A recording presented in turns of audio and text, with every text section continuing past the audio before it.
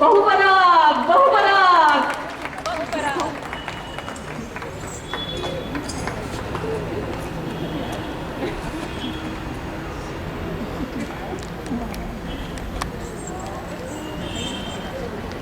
ಹೀಗಿರಲಾಗಿ ನಮ್ಮ ರಾಜನಿಗೆ ಅಂಗ ವಂಗ ಕಳಿಂಗ ದೇಶಗಳನ್ನೆಲ್ಲ ಜಯಿಸುವ ಆಸೆ ಉಂಟಾಗಿ ತನ್ನ ಸೈನ್ಯದೊಡನೆ ಬೇರೆ ರಾಜ್ಯದೆಡೆಗೆ ವಿಜಯ ಯಾತ್ರೆಗೆ ಜಯಿಸಲು ಮುಂದಾಗುತ್ತಾನೆ.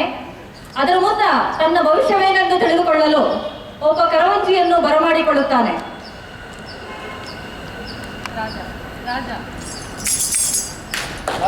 ಕರವಂಜಿಯನ್ನು ಕರೆಯಿರಿ. ಅಗೋ ಬರುತ್ತಿದ್ದಾಳೆ ಕೊರವಂಜಿ ಲಕ್ಷ್ಮಿ. ಹೇಳುವೆ ಕಣಿಯ ಹೇಳುವೆ ಕಣಿಯ ಅಮ್ಮ ಕಣಿ ಕಣಿ ಹೇಳುವೆ ಕಣಿಯ ಹೇಳುವೆ ಕಣಿಯ.